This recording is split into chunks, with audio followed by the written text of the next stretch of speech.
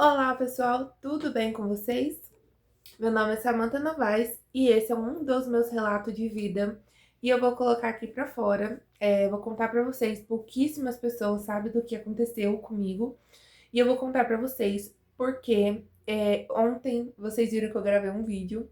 Eu cortei meu cabelo sozinha em casa e é o vídeo anterior a esse. E eu espero que vocês assistam também e entendam essa nova fase. Pessoal, eu vou contar pra vocês, vou começar do início do início. É algo que um dia eu ouvi da minha madrasta, e a minha madrasta falou o seguinte: se um dia eu colocasse meus pés novamente na casa dela, ela beberia o meu sangue com os Exu dela. É uma frase pesada para uma adolescente de 14 anos que eu nem sabia o que era um Exu. Essa é a verdade.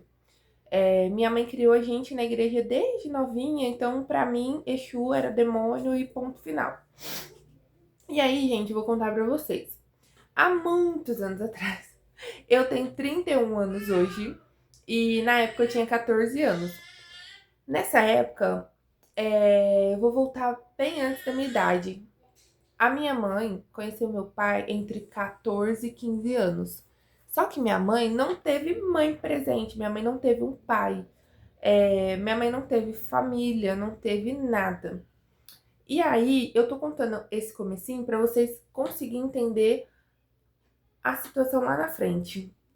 Enfim, nisso, a minha mãe conheceu meu pai muito nova, porque ela precisava, ela achou na cabeça dela que ela teria uma rede, tipo, ela teria alguém pra cuidar dela, que é o que toda mulher acha que o marido vai fazer, que o homem vai fazer quando a gente encontra um amor, uma paixão, ali quando a gente se envolve com alguém.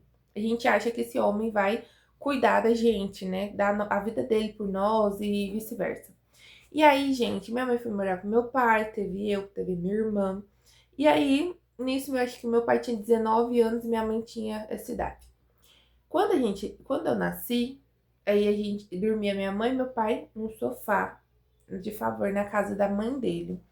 E aí, com o tempo, eles foram trabalhando e conseguiu alugar uma casa. Alugou essa casa, eu não sei a fundo como era o casamento deles, também não cabe a mim saber. Meu pai arrumou uma outra mulher, né? Uma amante. E nessa questão dessa amante, meu pai ficou loucamente apaixonado. Por que será, né? Porque foi amor à primeira vista. Enfim, meu pai era muito trabalhador. E eu acho que ela viu uma certa vantagem ali, porque ela só se envolvia com. Inclusive, o marido dela foi. E aí o pessoal começou a achar que foi o meu pai o mandante. Porque logo ela já assumiu um relacionamento com ele e ele começou a cuidar dela e da filha dela. E então ela achou a galinha de ovos de ouro, né? Pra sair daquela vida. E aí foi morar com meu pai e tal. Resumo. Nisso, eles invadiram a casa da minha mãe, onde minha mãe morava comigo e com a minha irmã, e levaram tudo que minha mãe tinha: geladeira, fogão, televisão. Deixaram minha mãe sem nada. E aí, a coitada da minha mãe, sem saber o que fazer com uma criança de 3 e de 1 ano e meio, veio pra nossa cidade hoje, que é em Ribeirão, e meu pai morava com a minha mãe em São Paulo. E aí, gente, a história, que é o que eu quero contar pra vocês, acontece agora. A... Depois de muito tempo, né, minha mãe veio, se estabilizou, criou nós, né, criou minha irmã, criou eu, criou mais 2 irmãos, sozinha ali, seguindo a vida dela. Nisso, a minha mãe queria que a gente tivesse pai por ela não ter tido. Então ela queria o quê? Que a gente fosse pra casa do meu pai, e a gente tivesse convívio de pai e filhas. Só que meu pai não foi o nosso pai. Meu pai abandonou minha mãe e abandonou a gente. Então a gente não conseguia ter esse vínculo. Mas enfim, todas as férias minha mãe mandava a gente pra lá. Férias de junho, julho, 15 dias com ele. Natal, 15 dias. A gente só via meu pai nessas duas épocas do ano. E nem era todos os anos, era uma vez, né? Mas enfim. Aí um certo dia, eu tava brincando, né? Nessa época ainda eu tinha apenas 9 ou 10 anos, uma das vezes que eu fui pra lá. E quando eu cheguei na casa deles lá, até então, Ela ainda não tinha começado a me bater, me agredir, judiar. E aí eu fui pra lá. E aí, gente, ela já tinha feito atrocidades com a minha irmã. No caso, eu não julgo minha mãe, mas eu não mandaria meus filhos. Não queria que tivesse contato com um pessoal desse. Ela já tinha rapado a cabeça da minha irmã, falando que minha irmã tava com piolho. Ela deixou minha irmã careca. Minha mãe surtou. E aí, eles vinham meio que fazendo esse tipo de coisa, mas na cabeça da minha mãe queria manter o contato. Eu não faria novamente, mas aconteceu. E aí, gente, eu fui pra casa do meu pai. Chegando lá, eu fui brincar lá fora, passei o dia inteiro brincando com as outras crianças, com a minha irmã, que ele teve com ela, com a outra irmã e tudo, nós brincando. E eu decidi entrar em casa antes do horário, tipo, a gente sempre entrava tarde. Nesse dia eu entrei em casa, na casa dela um pouco mais cedo. Quando eu entrei, eu fui no banheiro, ela tava saindo de toalha, lembro como se fosse hoje, nua, de toalha, e um puta nego de 2 metros dentro do banheiro, sem roupa. Eu não lembro de ter visto a parte de baixo dele, porque ela tava na frente de toalha. Mas eu lembro dele estar dentro do banheiro com ela e ela naquela situação. Desse dia em diante, eu virei inimiga número 1 dessa mulher. Ela começou a me perseguir, começou a me bater, judiar, falava que eu era uma igual a minha mãe, sabendo que minha mãe sempre trabalhou. E aí acabava, me esculhambava, beleza. E aí, nesse dia, ela pegou, gente, e começou a me perseguir, né? Ela achou que eu ia contar pro meu pai. Só que eu tinha apenas 10 anos. Lembra dessa informação? Eu tinha apenas 10 anos. E aí, ela, na cabeça louca dela, achou que eu ia contar, só que eu não contei. Por quê? Ah, porque eu sou mal? Não, gente, é porque eu não pensei nisso. Eu sou a pessoa mais voada do mundo. Então, eu não falei nada. Aí, nessa época, a gente veio embora. Aí passou mais um tempo e a gente foi pra lá. Ela já começou a me olhar torto. Começou a me, sabe? Começou a me dar uma ali. Ela começou a demonstrar ela tava planejando alguma coisa contra a minha vida. Porque eu parei isso com a minha mãe na cabeça dela. Obviamente eu devo ter os traços da minha mãe, porque eu sou filha dela. Mas ela achava que eu era muito parecida com a minha mãe. Então eu acho que devia lembrar o passado dela e da minha mãe, porque às vezes vivia brigando por causa do meu pai. E aí, por fim, gente, quando eu completei 14 anos, a minha irmã estava com 12. E ela começou a dar muito trabalho para minha mãe. Ela começou a dar muito trabalho. Ela queria sair, sumia. Ela começou a amizade com pessoas, começou a fazer coisas que minha mãe ficava louca com ela e às vezes brigava demais. E aí, enfim, não vou entrar no assunto porque é a vida pessoal dela. Mas no que se resume a mim, o que aconteceu comigo, minha mãe decidiu mandar a gente ir morar com meu pai por um período, até porque minha mãe já tava surtando pra cá, já tinha criado a gente, né? A gente já tava grande. Então ela falou: ah, agora eu vou dar uma paz na minha cabeça, vocês vão morar com o pai de vocês, não quero saber de nada. Minha mãe falou que meu pai sabia que a gente estava indo pra lá. Catou tudo que era nosso, colocou em saco de lixo preto, colocou as malas que tinha, tudo. Sapato, roupa, pente, tudo que nós tínhamos, colocou na mala. Grava essa informação, que ela vai ser crucial depois. E aí, gente, eu fui.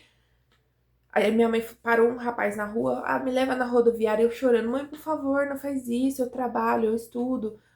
E ela, não, não vou separar você e sua irmã, vocês vão juntas e não sei o que. E a minha irmã, não chora, não chora. Ninguém merece nosso choro, não chora. Minha irmã, gente, ela sempre foi forte. Ela sempre foi muito, não sei explicar, mas a minha irmã sempre foi um pouquinho mais consciente, assim, vamos se dizer. E aí, nessa época, né, aí a minha irmã não chora, minha irmã era mais nova que eu, não chora, vamos embora, não olha pra trás, vamos entrar nesse ônibus, vamos viver nossa vida. Tá, entrei no ônibus, gente, eu fui chorando de Ribeirão Preto, que é a nossa cidade, até São Paulo, tipo, dava umas 6, 4 horas, até São Paulo não, até a Praia Grande, que era onde o ônibus parava, porque meu pai morava numa cidade próxima ali. E aí a gente foi. Chegando lá, a gente chegou em torno de 7 horas da manhã. Chegamos lá às 7 horas da manhã no aeroporto, quem dera, na rodoviária, e ficamos das 7 da manhã, 10, 11, meio-dia, 2 da tarde, 3, 4. Ficamos até 6 da tarde. E detalhe, na época tinha os orelhão. Minha mãe me deu aquele cartão do orelhão com 30 ou 15 unidades, que era para ligar para casa do meu pai, e avisar que a gente havia chego na cidade para ele ir buscar a gente. Liguei. Olha, chegamos e tal. Aí a minha madrasta falou assim: por mim, vocês vão apodrecer aí. Eu não vou buscar e não vou avisar o pai de vocês. O problema é de vocês. Volta de onde vocês vieram. Gente, eu fiquei sem chão. Eu com 14 anos, que eu sou a mais velha, e a minha irmã com 12 anos, a gente com toda a nossa mala no meio da rodoviária. E eu falei, pronto, a gente vai virar mendiga, a gente vai morar na rua, tamo lascada. Foi isso que eu pensei. Aí assim que uma senhorinha que pegou o ônibus com a gente, a casa dela era de frente com a rodoviária, e ela passou o dia inteiro olhando a gente se alguém ia buscar. E aí ela voltou lá e falou assim: ah, vem aqui. Gente, olha que inocência minha. Eu entrei na casa da mulher sem conhecer ela, eu só confiei e fui. Aí ela falou assim: ah, vem aqui que eu vou preparar alguma coisa pra você comer com a sua irmã, porque eu vi que vocês viajaram sozinha e estão aqui na rodoviária sozinha até agora. Isso era umas 4, 5 horas da tarde. Ou até um pouquinho menos, porque ainda vou no fórum, né? Então, o fórum eu acho que fecha 5 da tarde, então era um pouquinho menos. E essa senhorinha deu bolacha de água e sal pra mim e pra minha irmã, uma maçã e uma garrafinha de água. E a gente, era o que a gente ia comer. Beleza. Aí, gente, essa senhorinha ligou, denunciou, não sei se foi pro conselho tutelar, sei que nós fomos parar no fórum da Praia Grande. Chegando lá, gente, a policial lá, o pessoal, o guarda municipal que buscou a gente, pegou tudo nossas coisas e pediu pra gente contar o que tinha acontecido. Aí eu falei, minha mãe falou que a gente tinha que vir pra cá, meu pai sabia e tal, tal, tal. E aí começou a loucura pra achar o meu pai, né? Ligaram nos parentes que a gente tinha em São Paulo, pra vocês verem. Parente não é coisa boa, é coisa que a gente tem, né? Tem. Aí ligaram pra uma tia nossa, ela falou que não podia buscar a gente porque ela não podia sair do trabalho. Gente, duas adolescentes, sozinha, né? Minha irmã nem era adolescente, sozinha e tal, tipo, o trabalho dela era mais importante. Tipo, ela não poderia mandar alguém buscar a gente, ela não poderia sair mais tarde e buscar a gente, sabe? Mas enfim. Aí a gente ficou lá, abandonadas. Quando tava pertinho de fechar o fórum, levaram a gente pra um abrigo da cidade. E aí era um abrigo que tinha meninas. Eu lembro que onde a gente tava só tinha meninas. Não fomos abusados, não fomos maltratados. Também não lembro de ser 5 estrelas, né? Aí a gente foi pra lá e eu só chorando, chorando, e a minha irmã, não chora, não chora. Eles fizeram isso com a gente. Minha irmã já era muito pá da vida, muito revoltada. Falou cada coisa, aí eu não conseguia pensar como ela, eu só chorava. Por que que eu tô passando por isso e tal? Não sabia que isso, né, ia dar pior lá na frente. Aí, gente, começamos a, a ficar nesse lugar e a minha irmã decidiu acender um cigarrinho junto com as outras meninas dentro do quarto. E era um quarto totalmente fechado, acho que pra não fugir, cheio de grade, bem fechado. E um banheiro. E era várias beliches nesse quarto.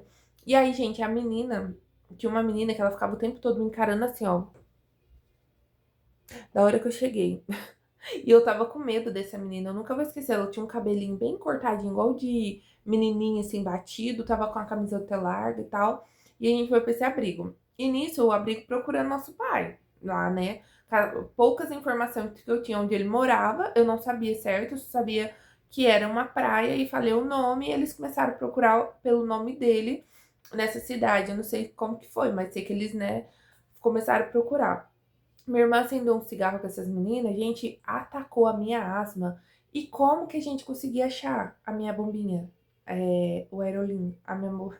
E aí começamos a procurar. Eu não respirava, eu fiquei assim, ó, na parede, encostada. Minha irmã achou que eu ia morrer, começou a entrar em pânico, começaram a revirar todas as nossas coisas, nossos pertences pra procurar, aí por fim achou. Gente, eu dormindo lá, né, na minha beliche, quando eu abri o olho pra tossir, que eu fui tossir e abri o olho, a menina tava assim, em pé, do lado da minha beliche, me olhando. Meu, eu achei, como eu era uma excelente assistidora de filme de terror, eu achei que eu ia morrer naquele momento.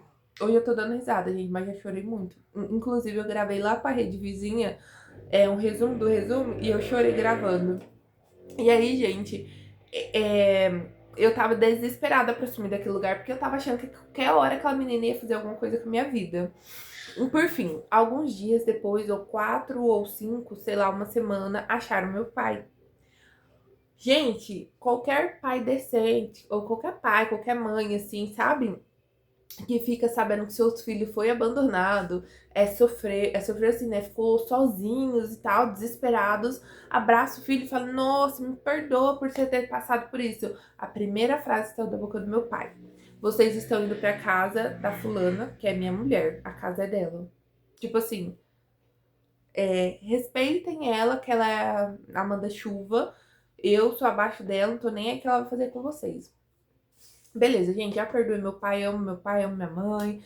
Mas eu tô contando pra vocês, porque depois que eu cortei o cabelo, eu falei, vou mudar, vou pôr pra fora, é isso que igual eu falei no começo do vídeo. E aí, fomos pra casa do meu pai. Chegando lá, gente, eu comi o pão que o diabo amassou, triturou e tudo mais. Toda vez que meu pai tava em casa, ela não me falava um pio, ela só me olhava. Ela ficava me encarando o tempo todo, parecia que ela tava manifestada. Vocês já viram uma pessoa possuída? O tempo todo ela ficava me olhando assim, como se ela tivesse manifestada, essa é a palavra. E aí, gente, nisso, ela começou a me perseguir. Então, eu dormia num colchãozinho, sabe aqueles colchão que parece de academia, de fazer exercício em cima, aqueles colchonetes? O meu colchão era fininho, daquele jeito, dormindo numa praia, no frio à noite, um frio, com um cobertor, gente, que eu não tenho nada aqui pra mostrar pra vocês parecido. Finíssimo, eu passava tanto frio, eu não sei como eu não morri, porque eu tenho asma. A casa lá era bem úmida, porque tava em processo de construção. Tava bem úmida e, tipo, atacava a minha falta de ar. Tanto que a filha do meu pai, com ela, vivia doente também, pra respirar. Mas enfim, aí, ela, toda vez que ela passava pra beber água, ela ia lá e me chutava no chão. Então eu tava ali dormindo, eu cobria a cabeça, tudo, que eu já sabia que ela ia fazer, aí ela vinha e me chutava. E o pior dia foi quando ela tava, a irmã dela, tava sentada, nunca vou esquecer, sentada com um banco ali conversando com ela, e ela passando pano no chão, um rodo de ferro, era alumínio, ferro, não sei. E ela passando pano e a mulher e ela falando. Aí ela falou, mas você vai ficar com as meninas e tal? E ela falou, não, metendo pau na minha mãe, falando da gente e tal, com ódio. Daí ela passava o pano no chão. Meu, ela pegou o rodo assim, deu na minha cabeça, tal. Na hora eu passei a mão de leve assim, para não parecer que eu acordei. Eu chorei. Gente, eu chorei.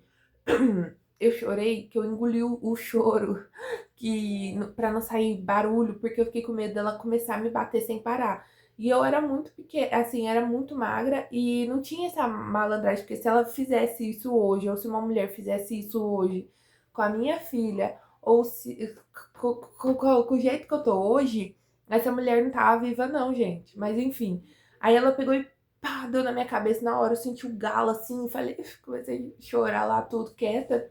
Aí essa mulher, aí eu lembro que a minha irmã de sangue, que é filha do meu pai e dela, me deu um chute deitada no chão. E aí, isso daí, gente, pra mim foi o fim. A minha própria irmã, né? Aí, beleza. Ela fez isso comigo e eu vou chegar na frase que ela falou. E aí ela pegou e falou assim: a mãe dela é isso, aquilo, deve ter mandado embora, porque agora ela deve ter assumido que puta, alguma coisa assim. Eu tô falando em meio código, porque eu não sei se aqui nessa rede pode falar. E ela falou isso, né, da minha mãe, tudo aí passou. Gente, toda vez que meu pai saía de casa, eu tinha que dar um jeito de sumir pra rua pra essa mulher não me espancar, pra essa mulher não tomar o meu sangue como ela tinha prometido. Eu entrava em desespero quando meu pai tinha que trabalhar e ela falava pra ele que eu só queria saber de rua. E eu conheci uma menina, gente, numa dessas madrugadas que eu dormia na rua até meu pai chegar. Tinha dia que meu pai saiu, eu lembro, eu não sei se foi frequente, mas 2 noites me marcaram. Eram as noites mais frias que teve naquele mês. E aí meu pai foi trabalhar e ele ia para uma outra cidade. Eu sei que meu pai ia voltar bem de madrugada, assim, bem tarde. E eu sentada assim, velho, com uma camiseta, uma calça leve, de chinelo, num num frio na rua, assim, agachada. Fiz amizade com aqueles meninos da biqueira, sabe? De esquina lá que fica vendendo uns negócios meio, né, que não pode. E aí o menino passou e falou, nossa, moça, o que tá acontecendo? Tal. Aí eu contei pra ele o que tava acontecendo. Tanto que quando ela passava na rua, eles tacavam pedra, xingava ela. Nossa, eles odiavam aquela mulher, pelo amor de Deus. E aí, ele me apresentou a irmã dele. Gente, e Karen, se você estiver assistindo esse vídeo, minha amiga, muito obrigado por ter me acolhido na casa de vocês. Ela começou a ser minha amiga, assim, e ela deixava eu ficar lá. Então, tipo, dentro das paredes era menos frio, a gente conversava. Fiz amizade com uma mocinha também chamada Carla lá. Fiquei com elas lá, era uma gordinha bonitinha, a gente adorava elas e elas me protegiam. E eu me sentia protegida com elas. E a minha madrasta falava pro meu pai que eu ficava só pra rua, que eu só queria saber disso, daquilo. E era tudo mentira, tudo. Porque eu só queria ficar em casa com a minha irmã, que era daqui de Ribeirão. Com a minha outra irmã, ela não fazia nada. Eu acho que se ela fizesse com a minha irmã, ia falar assim, nossa, as duas falando a mesma coisa, tá errado, né?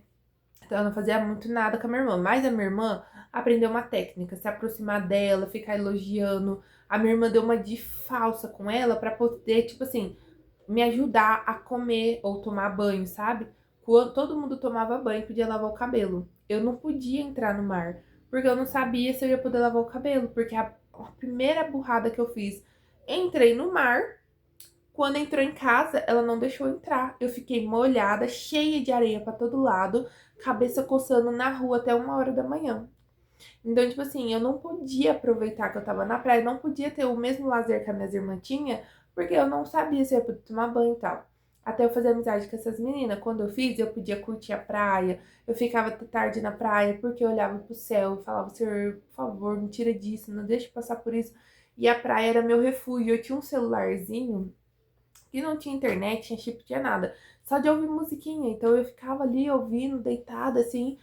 Eu nem pensava no perigo de alguém fazer um mal pra mim, né? Alguma coisa assim lá na praia. Eu ficava olhando pro céu, pedindo pra Deus abençoar minha vida, pra mudar tudo. E nisso, gente, a minha madrasta, lembra que eu falei pra vocês? Minha mãe tinha colocado nossas malas, era 2 malas, e vários sacos de lixo de 100 litros com nossas coisas. Sapato, roupa íntima, essas coisas. Ela não lavava minha roupa. Ela não lavava, mas ela não deixava eu lavar, porque eu já sabia lavar. Ela escondia sabão, ela não deixava eu pôr minha roupa no varal, não deixava fazer nada. Ela começou a catar todas as minhas roupas que ela achava e jogava por cima do muro. Todas, todas, porque era um brejo onde meu pai comprou esse terreno, estava construindo na época. Ela jogava por cima do muro, que eu já peguei ela fazendo isso. E eu ia pra cima, xingava ela. Teve uma vez que eu fui por comida, ela pegou e me deu assim, me deu não sei como fala, mas ela me empurrou.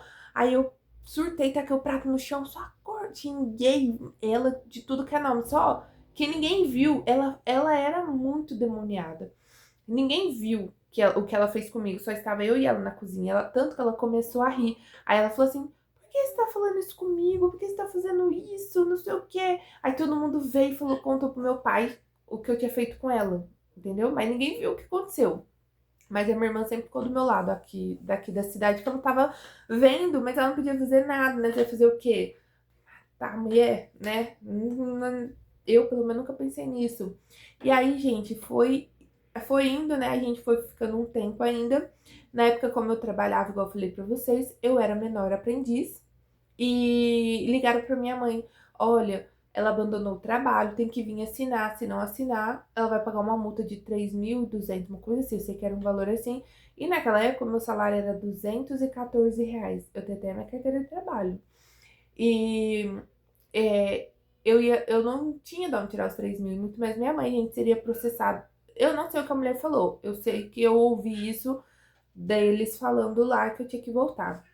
Gente, eu pensei assim, minhas preces foram atendidas, eu vou embora disso aqui. E quando foi o dia de ir embora, ela me levou na rodoviária com meu pai. Aí, enquanto meu pai foi pegar lá a passagem que ele tinha comprado, ela falou assim, ó, se um dia você voltar na minha casa, pôr os seus pés na minha casa, eu vou beber o seu sangue com os meus Exus. Ela falou assim, eu vou te matar. E aí ela falou, porque eu odeio você, odeio sua mãe. Eu não sei o que, começou a falar coisas horríveis pra mim. Meu pai voltou, ela tava assim, ó, com um belo sorriso no rosto. E vocês pensam que eu não contei pro meu pai? Eu contei pro meu pai. Falei assim, pai, a fulana me bateu, a fulana fez isso. Ele foi conversar com ela. Eu não sei como foi a conversa. Eu sei que eu levei um tapa na cara. Ela pegou minha cabeça assim, ó. Deu um soco aqui na minha cabeça. Eu fiquei com galo, me empurrou na parede e falou assim: quem dá pra ele à noite sou eu. Você acha que ele vai deixar de me comer pra defender você? Quem é você? Eu sou a mulher dele. Eu ouvi isso dela depois de ter levado uma porrada por ele ter contado pra ela. Então eu não contei mais. Fiz amizade com várias pessoas naquela rua que me ajudavam. Inclusive, teve um dia que eles iam passear e eu não queria ir. Porque eu sabia que quando eu voltasse eu ia apanhar de novo, então eu não queria estar perto. Fiz amizade com um moço que vendia CD, era DVD, tipo uma, como fala? Tinha uma locadora de DVDs. E aí eu fiquei na casa dele com a mãe dele. E aí meu pai passou lá de carro e me chamou, porque ele achou que eu tava lá. E eu estava lá, mas eu fingi que eu não tava. Eu fiquei quieta e falei pra mãe dele falar que eu não estava lá. E aí eu ouvi ela falando assim, deve estar por aí, fazendo tal coisa, que não sei o que, falou uns absurdos, cara, que eu nunca falaria de ninguém na vida pro meu pai. Meu pai ouviu quieto, eles foram passear. Depois, no outro dia, meu pai veio falar, ai, você tava assim, assim, assado. Falei assim, pai, eu só quero ir embora daqui. Eu quero ir embora. E, e nesse mesmo dia eu ouvi um conselho do meu pai, porque ele achou que eu tava tendo um caso com o moço do DVD. E falou assim: você não pode ficar com um homem por interesse, porque se ele comprou um carro, foi parcelado em 60 meses. Você pode fazer a mesma coisa. Então você nunca fica com ninguém. Foi o primeiro, o único conselho que eu recebi do meu pai, que até hoje eu levo comigo, que jamais a gente tem que ficar com alguém por interesse, porque se você consegue, eu consigo. Se foi trabalhando honestamente, eu consigo. Então, tipo, esse foi o único conselho que ele me deu na vida. E eu carreguei isso comigo, eu sempre penso assim. Tanto que hoje eu tenho meu apartamento, tenho a minha moto, tenho meus filhos, tenho meus móveis. É tudo simples, mas eu conquistei com o meu salarinho, entende? Meu salário. E aí, gente, essa mulher tá pagando tudo hoje, viu? Ela tá pagando tudo que ela fez comigo. Mas não desejo o mal dela, não desejo o mal dele, pelo contrário, recebo ele na minha casa de braços abertos. Ele já veio visitar a gente, já participou dos aniversários dos meus filhos. E isso tava, não sei por que, começou a vir na minha mente recentemente. E como o meu canal tá crescendo, graças a Deus, eu resolvi colocar aqui.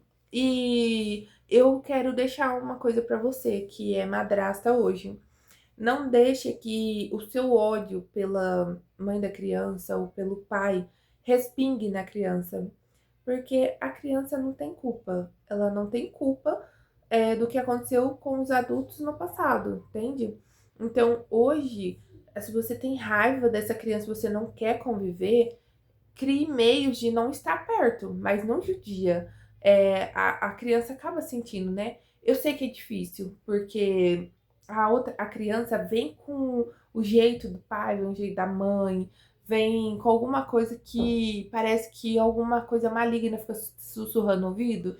Então a gente tem que tentar não deixar respingar, né, na criança. Eu sei que tem criança que é tentada, que você não quer perto, que você odeia, que você, quando a criança vem, você quer sumir, que você quer que a casa pegue fogo, mas você não quer ficar perto. Minha amiga, sai. Eu sei que a casa é sua, mas você escolheu estar com esse homem. Se você escolheu, infelizmente, você tem que abraçar os pintinhos, né? A criança. Estou falando pra você morrer de amor pela criança, mas pelo menos respeito, sabe? Dar o que comer, dar o básico, assim, sabe? Dar o de comer, falar um oi, uma boa tarde, mas se tranca no quarto se quiser. Mas o mínimo, sabe? Agora tem homem que é folgado. Pega a criança e acha que a madrasta é obrigada a cuidar. Isso não existe. Se você não gosta da criança, mas você tá engolindo, você faz ele cuidar. Ó, você vai dar banho, eu vou fazer a comida, mas você vai dar a comida. põe a responsabilidade dele para que você não fique doente, sobrecarregado. E essa é a minha mensagem para você. Eu ouvi isso e muitas outras coisas da minha madrasta, e eu espero que você não deixe isso respingar em uma criança, porque ela vai lembrar, isso vai marcar a vida dela. E é isso, pessoal. Muito obrigada se você assistiu até aqui. Se inscreva no canal. Se vocês quiserem, eu trago outras coisas que aconteceram comigo para compartilhar também. E eu espero que vocês fiquem por aqui para ver o meu crescimento. Eu sei que a minha conta vai crescer, vai longe. E é isso, pessoal. Muito obrigada. Deixe seu like, se inscreva aqui e seja muito bem-vindo. Tchau, muito obrigada.